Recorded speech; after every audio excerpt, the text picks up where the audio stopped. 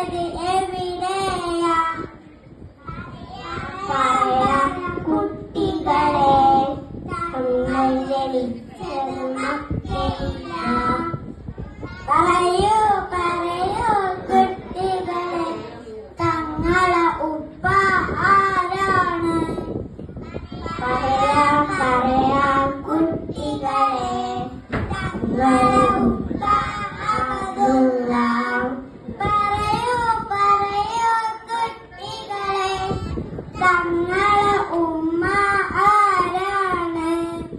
പറയാം പറയാം കുട്ടികളെ, തങ്ങളെ ഉമ്മ ആമിന ബീവി.